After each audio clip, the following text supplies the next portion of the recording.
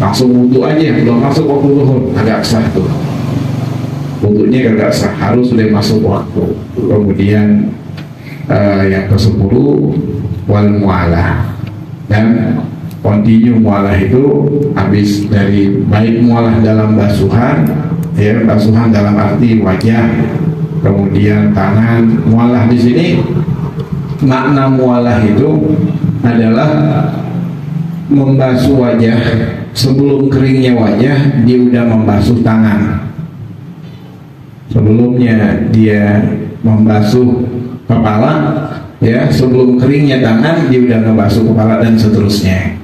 Itu namanya mualah. Mualah di sini ya nggak diwajibkan kecuali bagi orang yang mempunyai daimul hadas, hadas terus menerus. Artinya kalau kita ini misalkan wudhu di rumah kita, di sini kita baru membasuh wajah, mati air, tanya sebelah sama malam kiri kagak ada yang punya air, mampir ke rumah aneh, nah air bocor, banyak air di sini, banyak air, numpang wudhu, ya. Tadi udah basuh wajah di sini, di sana tinggal terusin aja, nggak apa-apa begitu. Nggak jadi syarat harus berurutan, dalam arti nggak sampai keringnya wajah langsung tangan, itu buat orang yang mualah. Tapi yang sehat ya nggak diwajibkan, nggak diharuskan, tapi sunnah mualah. Mualahnya hukumnya sunnah. Ya kalau misalkan air lagi susah begitu, jangan diulangi lagi buat wajah, tangan langsung deh. Cuma dengan syarat waktu dia ngebasuh terusannya dari wajah ke tangan, itu jedanya itu kagak ada yang melaksanakan perkara yang membatalkan daripada wudhu. Kira-kira di jalanan tentu tuh kagak. Tadi ngambil kembalian, kepegang nggak tuh harimnya. Nah, ya kalau begitu berarti batal wudhunya tadi tuh. Ulangi lagi dari awal.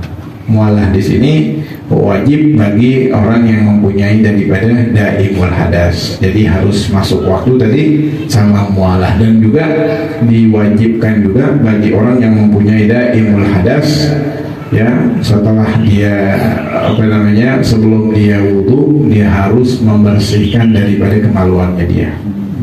Dari hadas yang keluar tuh dibersihin dulu, habis dibersihin dia sumpal, ya habis dibersihin dia sumpal. Sumpal gimana? Ambil kapasnya itu disumpal, ya taruh daripada tempat keluarnya, apakah darah kalau perempuan misalkan yang punya istihadah, atau kalau laki misalkan keluar daripada netes terus tuh dari batang bakarnya gitu. Nah ditutup gitu, dia pakai pakai tisu, kayak pakai apa aja dah, ya. Kalau misalkan kalau dia nggak pakai celana dalam kan mesti diikat, mesti diikat. Karetnya satu aja, jangan dua pedes, ya satu aja karetnya. Kalau misalkan dia nggak pakai celana dalam, ada sebagian orang nggak pakai celana dalam.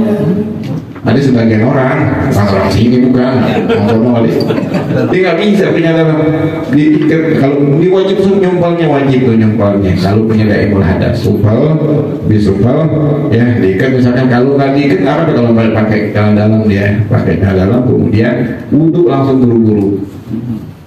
Ya nyumpal ini kalau nggak disumpal kan nepes terus tuh, makanya wajib tuh nyumpalnya.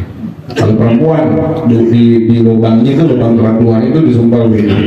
Kalau misalkan sampai kalau emang dia sumpal begini, nanti darahnya ngendap di situ, panas dia nggak kuat, nggak apa-apa pakai pembalut aja udah.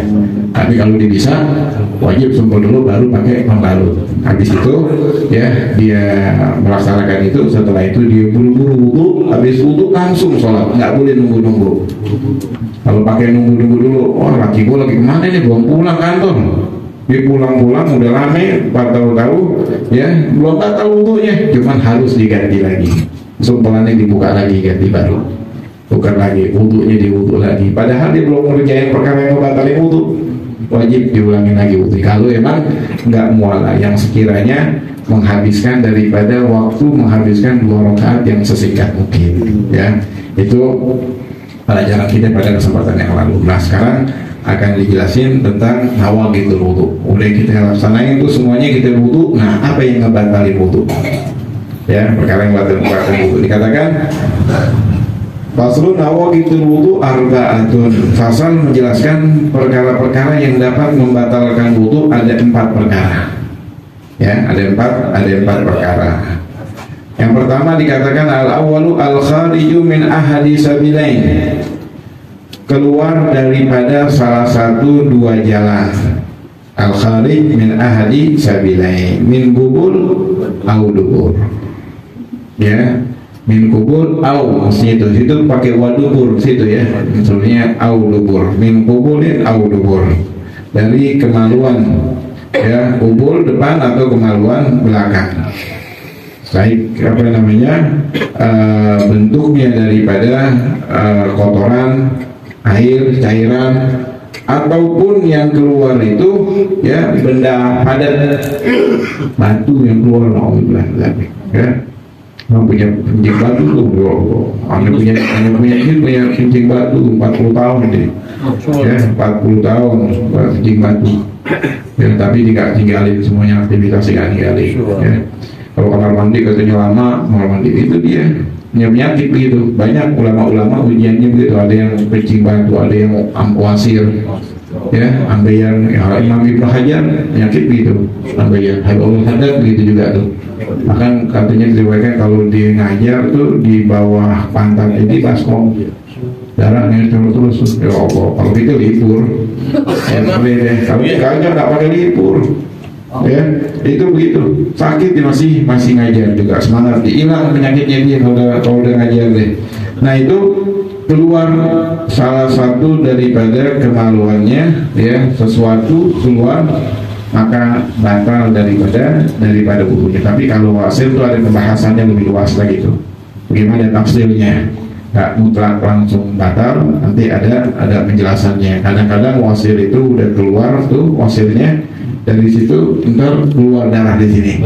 Nah itu kadang-kadang di dalam wasir di dalam kemudian keluar darah. Nah itu batal tuh mutlak. Tapi kalau wasirnya udah di luar kemudian keluar itu makfu, dimaaf, ya nggak apa-apa diterusin dan tuh ya sholat langsung nggak batal daripada wudu. Tapi di sini katakan al kharij min ahadi sabilain, yang keluar daripada salah satu 2 jalan, apapun yang keluar. Dulu orang-orang dulu kadang-kadang suka main sulap-sulapan, ya sulap, ya dia telan tuh duit, ngambilnya ntar di sini, padahal dia nggak telan, dibohongin, nggak tahu ini ketelan beneran. Waktu di kamar mandi keluar tuh gundu, ya gundu keluar atau duit logam misalkan keluar, batal nggak wudunya? Walaupun keluarnya bersih, nggak pakai ada campuran kotoran misalkan, ya batal wudunya batal. Apapun yang keluar kharij min ahli sabilain, bahkan yang keluar misalkan cacing. Kalau dulu makan kelapa, banyakkan makan kelapa, ya kermian, dia nongkrong, mukanya merah, yang keluar gimana pasti ngeliat kok yang keluar cacing. Udah gitu habis keluar masuk lagi nih ngeledekin doang, batal wudunya. Kan dia masuk lagi batal, keluarnya batal, masuk agak batal. Ya misalkan dalam keadaan gantung situ tuh, itu mau tarik teli banget deh gitu, udah deh wudu aja deh, tak lama lagi dia masuk ke dalam. Kasih nama, kasih nama buru-buru. Ya. Ala kulli hal, kalau masuk nggak membatalin wudu. Kayak misalkan orang lagi dalam keadaan wudu masukin obat ambeien, kapsul tuh masukin ke dalam dubur tuh, masuk gitu. Kalau emang nggak pakai telapak tangan di sini nih, ya dipakai sarung tangan, sekarang masukin obat gitu, nggak batal wudunya. Tapi kalau puasa batal, puasa batal tuh. Masukin sesuatu dari lubang rongga-rongga tubuh itu batal. Tapi kalau wudu nggak membatalin dengan sesuatu yang masuk ke dalam rongga-rongga tubuh, nggak batal. Tapi kalau keluar di sini katakan al kharij, yang keluar daripada salah satu 2 jalan min kubul au dubur, dari kemaluan depan ataupun kemaluan belakang, baik rihun au ghairuhu, angin atau selain daripada angin atau selain angin. Baik angin yang keluarnya atau selain angin apa aja. Tadi itu yang tadi, ya illal mani, kecuali mani. Duit Karena tahu mani duit. Nah, ini cairan ya, illal mani, kecuali mani yang tidak tercampur dengan kotoran. Kadang mani sebelum keluar mani ada keluar kencing dulu tuh, ya, keluar air seni dulu, sebelum sebelum keluarnya mani. Tapi ini kagak, nggak ada yang keluar mani doang murni. Nggak batal wudunya, tapi diwajibkan yang lebih daripada itu mandi wajibnya, ya. Tapi kalau emang dia mengatakan ada wudu, nggak bohong dia tuh, nggak dikatakan dia berbohong. Misalkan ya ada orang mau ngasih nazar nih, mau ngasih duit buat orang-orang yang punya wudu, dia punya junub, punya hadas janabah, tapi wudu belum batal. Kok bisa? Dia tidur dalam keadaan duduk. Itu dalam keadaan dulu kayak gini nih, sampai keluar mani, ya, sampai keluar mani. Wudunya batal nggak? Wudu nggak batal, cuman dia punya hadas besar. Itu yang dimaksudkan al kharij min ahli sabilah min qubul au dubur rihun au ghairuhu illa mani, kecuali mani. Kemudian yang kedua wa zawalul agli, hilangnya daripada akal. Zawalul agli, hilang akal dalam apa nih? Gimana hilang akalnya? Baik dia mabok atau misalkan pingsan, ada nggak akalnya pingsan? Atau ayatnya kumat, ayat pinggang gitu, ingat nggak? Sadar nggak dia? Nggak sadar tuh, batal wudunya. Pingsan, batal wudunya. Binaumin au ghairihi, baik dengan tidur atau selain tidur. Tapi kalau tidur ada pengecualiannya, illa nauman, kecuali tidur. Ya, gaidin, ya, duduk, bukan qaid mati, bukan gaid, ya, gaid duduk, memakin yang rapat, maka ada tahu tempat lubang daripada duburnya dia ini, makanya ini tempat keluarnya daripada angin, minal ardi, dari lantai. Jadi kalau tidurnya, ya, yang dianggap di sini bukan nyendernya, bukan posisi daripada palanya dia, ya. Walhasil yang dianggap di sini batal atau kagaknya, ya, hilang apa kagaknya wudu dengan posisi duburnya dia. Rapat gak dengan lantai? Kalau rapat dengan lantai, nyobanya gimana inti ngetesnya? Nanti, yang sekarang ngetesnya jangan, tak dulu dong. Ngetesnya nanti, kalau lagi mau kentut, duduk dah, ayo deh. Keluar gak tuh angin? Ya, kalau misalkan keluar angin, nah berarti ini orang ada dua kemungkinan: sangat kurus, yang kedua sangat gemuk. Sangat kurus itu lubang dubur, pantatnya itu yang nempel di mana? Yang nempel di lantai itu tulang sampai tulang. Tapi kalau misalkan yang gemuk banget, itu daging sama daging, tengahnya pempos. Ya, kalau misalkan dia mau ketut, coba dijajal yang gemuk banget, keluar itu. Itu tidur sebentar yang begitu, walaupun duduk dia batal wudunya. Kalau bukan batal. Jumat banyak pada tidur tuh, yang model gemuk-gemuk itu tuh, terus wudhu lagi, batal wudunya. Kalau dia tidur, yang tahu kan dia, karena orang doang tuh dia merem, padahal dia nggak tidur. Dia bilang nggak tidur, bener kan khotib ngomong apaan tadi? Misalkan begitu, ya udah nggak usah kita pakai ribut masalah begitu, biarin aja udah. Ya kalau dibilang dia nggak tidur, kalau dia tidur walaupun sebentar, maka batal wudunya. Ya, jadi di sini katakan tidur yang tidak membatalkan wudu, tidur yang rapat pantatnya dia dengan lantai yang sekiranya nggak keluar itu angin atau yang lainnya. Masalah misalkan senderan, gimana senderan? Nggak dianggap senderan, kok nyender misalkan. Bahkan di zaman Rasulullah SAW ada salah satu sahabat yang tidur sampai kena daripada jidatnya ini dengan lantai. Kan bongkok banget begitu, atau pulas banget dia, atau nyender sampai begini, sampai merah dia, ya. Batal berada, dilihat pantatnya dia gimana, gitu. Kalau misalkan rapat, maka tidak batal. Tapi kalau nggak rapat, maka batal daripada wudunya. Ya, kalau misalkan begitu kita ragu nih, rapat sampai kagak tadi dilihat bangun tidurnya rapat sampai kagak. Sebelum tidur sampai pas bangun tidur gimana? Jangan tidurnya dari awal begini tidurnya, kemudian pas bangun tidur boleh begini tidur. Nah, batal nih.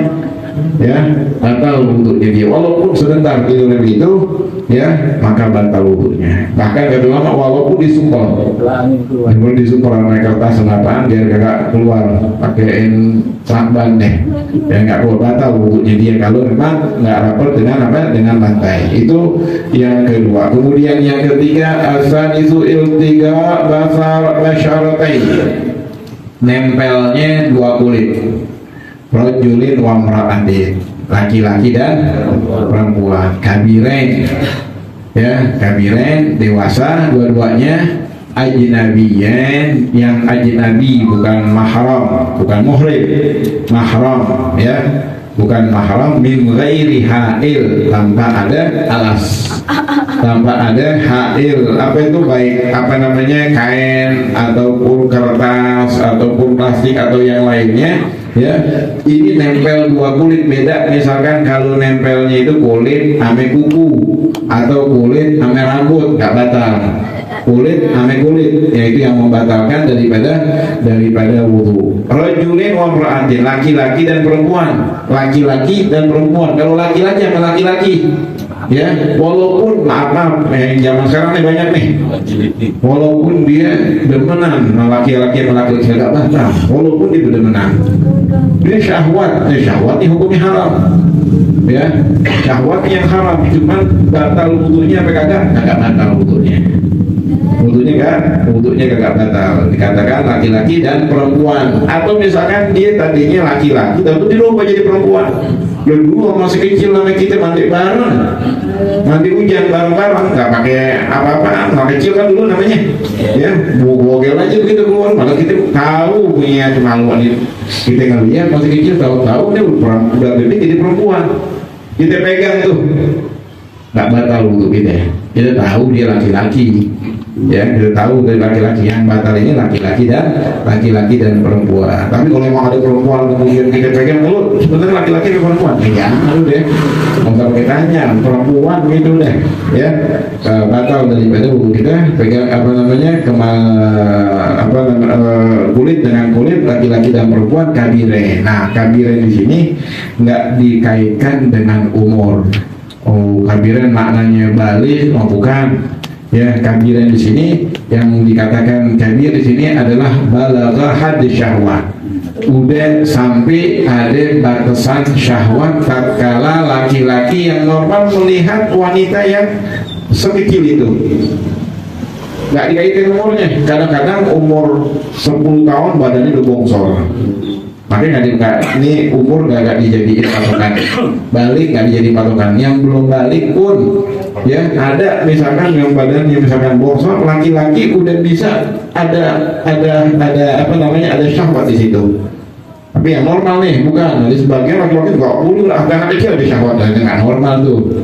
Laki-laki yang normal misalkan udah bisa nih ada syahwat pada wanita tersebut, maka kalau kesentuh daripada kulit maka batal wudhunya, walaupun muridnya dia, walaupun dia perempuan muridnya dia kan banyak tuh, ada sebagian ustaz-ustaz main kasih-kasih aja itu jam tangan tuh ya, sebetulnya gimana, nggak boleh kalau dia udah mempunyai daripada batasan-batasan itu, udah sampai mendekati daripada balik. Atau misalkan laki-laki yang lain itu sih ada syahwat sama dia kecilnya, gue tahu, gue kenal kecilnya, gue cebok, oke masih kecil, masa gue ada syahwat sama dia, kagak ada syahwat, bukan masalah syahwatnya.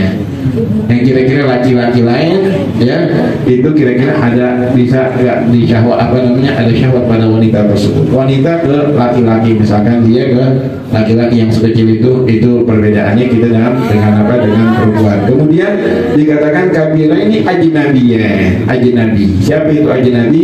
Ajnabi di sini yang bukan mahram, yang bukan mahram. Mahram itu siapa aja mahram? Nah perhatiin nih, mahram itu di dalam Al-Quran ada 7. Kemudian ulama mengkiaskan juga di dalam merobok perantara daripada persusuan ada 7 juga.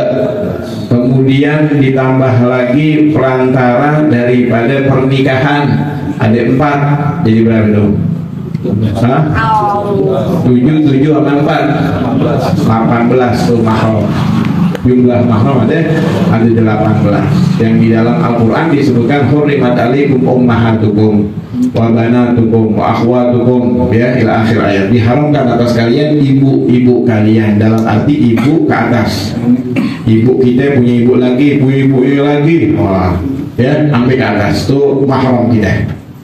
Kemudian juga ini bukan saudara ibu, apa namanya saudara ibu tak lain lagi ya, apa namanya hurul ali ummahatukum wa banatukum, putri kita ya, anak kita ya, putri kita ke bawah, cucu dan seterusnya.